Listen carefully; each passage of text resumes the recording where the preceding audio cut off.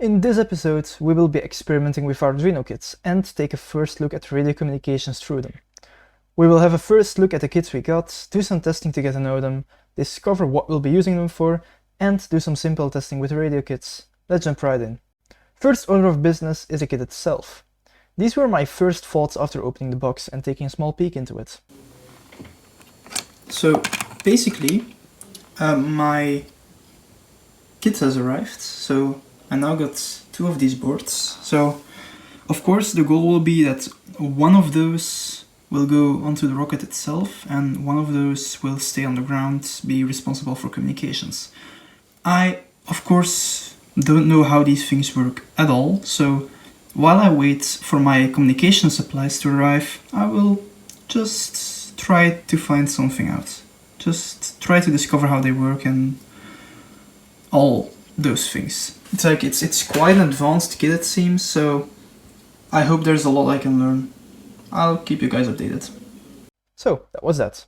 I then spent the next couple of hours trying to get to know it, do some basic things, and try to create some fun programs. Having experience in Java, a language that looks similar to the Arduino C++ dialect, it certainly felt familiar, and I quickly got to some things that I find rather interesting. So we are now a couple of hours later, and I have been trying to learn to work with this thing, and I think what I've made here is pretty cool. It goes over the 8 different LEDs in like a certain pattern. Okay, it's a predefined pattern, but still, I think it's quite cool. So I think I'm slowly but surely getting the gist of it. That I'm finally learning how to use these things, because I will need them a lot later on. After that, I called it a day. Next afternoon, after having finished school, I continued. But then I realized something. Maybe I should explain you all what I'm actually trying to achieve with these Arduinos. Okay, so what's all the fuss with the radio communications about? Basically, if we try to keep it simple, then we have 2 parts in our story. We have the ground station, where we're on the ground, controlling the rocket. That's where the radio comes in, controlling the rocket. So we have this rocket going high in the sky. We don't know how high, we don't know how fast, we don't know anything about it basically.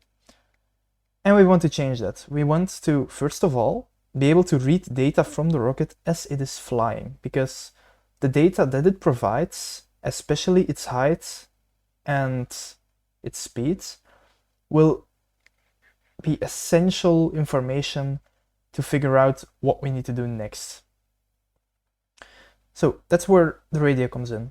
We have basically a transmitter on the rockets and a receiver on the ground.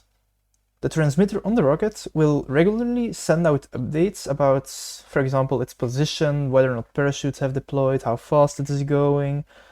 Basically all information we need to be sure that the flight is going as planned. And the receiver on the ground will just listen for everything that comes in and just log it and process it afterwards or not. It basically depends on what we programmed it to do, but we have basically 2 parties. We have the rocket and we have the ground, and the rocket needs to be able to send a message to the ground.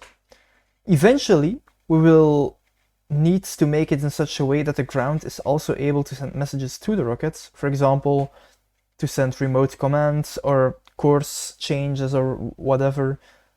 But in our primitive version, we will just assume one-way communication from the rocket to the ground.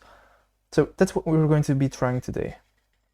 So now that we have had our lesson in radio technology, let's get back to a regular scheduled programming. Now that we know all that, let's take a look at the radio equipment.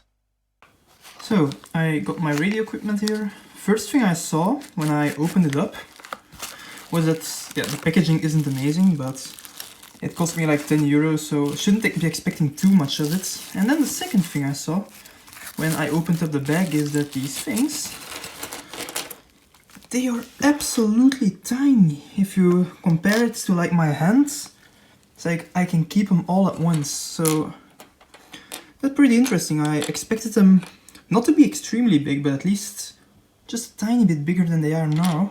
So what I'm going to do is I'm going to just do some experimenting, just check out what I can do with them, and then I'll be back at you guys. I've now started experimenting with them. This is the transmitter, and you see every second or so it flashes. And this is the receiver, and it's doing the same. If I go into the logs and I clear this log, it clearly receives a message. So I hope I can now like adapt this to something that I can actually use to communicate over distance. The next video that I'll make will probably be about a long distance test with this, but we'll see about that. That will be it for today. We have learned a lot from all the things we've tried and tested, and next episode we will try to conduct a long distance contest, when we try to figure out the actual limit of our radio systems. I will see you all next time. See ya!